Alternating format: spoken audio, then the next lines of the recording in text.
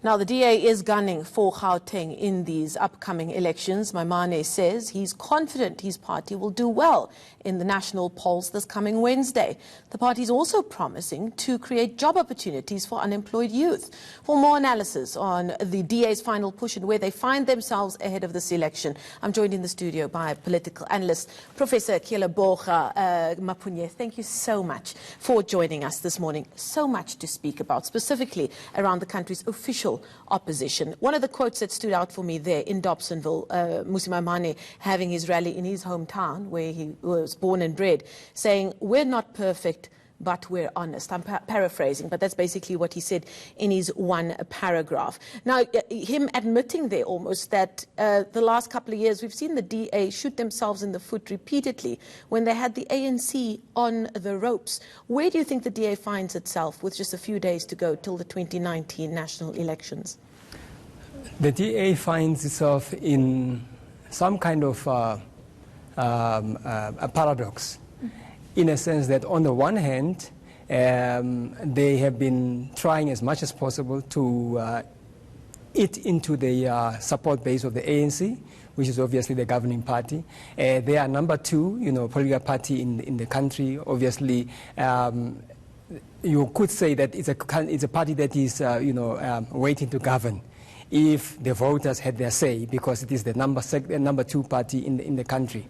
But I think on the other hand, the difficulties that it has faced is that obviously it's always being viewed as this deputy, this party that is number two. It has always been number two for a very long time. And this makes it very difficult because now there are some things that some voters are just quite worried about. The issue of transformation, for instance. They are not coming very strongly about this transformation to say, is this part of their mandate, and what do they really want to do with regards to that. The other thing is this, having to take this off this legacy of racism, from as a monkey from their back, because there is a perception out there, rightly or wrongly, but most of the some of the South African voters believe that the DA is a party of the whites. Well, whether that is true or not. And we just had Ace Magashule yesterday in the news, again repeating his statement that the DA is the party for white people. Yeah. And that's a stereotype that the DA has struggled to get rid of. Absolutely. They are facing an uphill to get rid of that stereotype. The other one is also, if you see what is happening in the Western Cape, whereby now Patricia de Lille obviously has just left the party, and when she leaves the party with egg on his face, because now she says, well, there is racism in the DA. And it's not only Patricia, it's also some of the other people who have left the DA ship, have joined now the new party Good, and that also is one of the issues where they have shot themselves on the foot just quite recently. Now, speaking about that monkey on their back, the DA has always tried their best to put their best foot forward in terms of showing a DA face that is diverse. Some have said that that's almost inauthentic and that it's stage managed, as it were. Do you think those are fair criticisms that have been levelled against a party who's trying to find their footing in a modern-day South Africa? If you look at the analysis that has been done by most of the opinion polls about how the voters view the DA, but then also you look at their structure. Who are what's the profile of the leaders of the DA? They give an impression that obviously they are trying to diversify, they are trying to bring in women and so on. But on the whole, it still seems like they are, there's this sector of society that they are gunning for, or they're trying to represent, which is mostly a white profile, which is where originally the party was. Currently, the party is a centrist party. It's not a rightist party as such, because they are trying to use much of the rhetoric from social democracy to say that they are progressive. They are progressive and so on.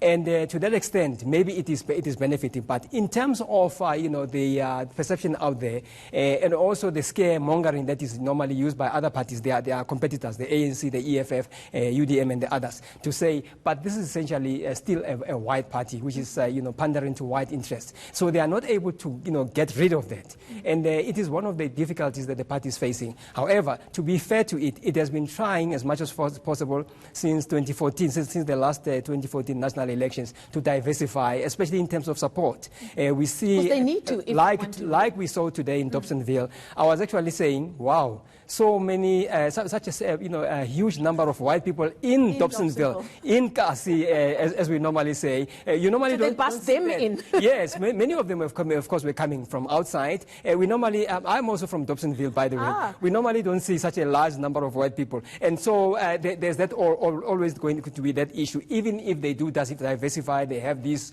strong number of, the deep blue train, as they call it.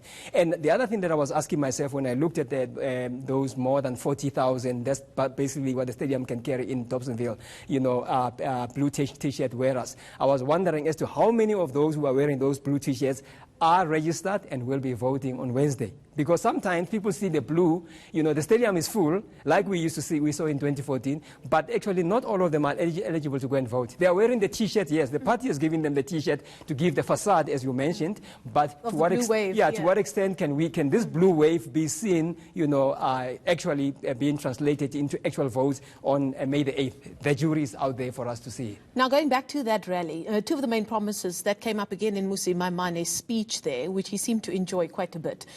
It said they promised to tackle corruption and they promised to lead coalitions. Now, in 2016, they teamed up with the economic freedom fighters in a number of metros for coalition governments in Johannesburg, Pretoria, and Nelson Mandela Bay. And some would say that those experiences there are not proof that they are able to lead coalition, because there's been drama upon drama upon drama there. Absolutely. If you look at the drama in the Nelson Mandela Bay, obviously sparks were flying there between the DA, the ANC, the UDM, and the smaller parties. Coalition politics normally are very tumultuous. They are not the ideal, and I'm not surprised that none of the parties, are opting for a coalition. I haven't heard any of them saying we are a party which wants to go into coalition after May the 8th. All of them are saying we are not talking coalition. We will only see what happens after the May the 8th. Talk. Yes, fighting talk. Yeah. But definitely, yes, they are talking coalition. The other issue that he talked about, this issue of is actually the leader of the other opposition party, Mangosuthu Buthelezi, was in one of the newspapers 3 days ago, criticizing the DA's view that they do not want voters to vote for small parties, or to paraphrase it, a vote for smaller parties is a wasted vote. And he was saying that, by the way, this DA is the former Democratic Party of none other than Helen Suzman, who also used to be a lone voice during the apartheid era. And so it has since graduated into the big party that you see today, which can fill up a stadium of about 40 people in Dobsonville. So they should not really be criticizing the fact that people should not vote for smaller parties. They must also know that actually smaller parties do have a role to play, especially when it comes to coalition. Because after May the 8th, when they are not able to garner the votes that are enough, they are going to have to start kowtowing and kneeling behind those smaller parties and say, please, can I have your vote? The AICs, the Ahangs, all these parties that are normally called the so-called suitcase parties. Normally the big parties go behind the scenes at night to beg them to join them into coalition so that they can govern.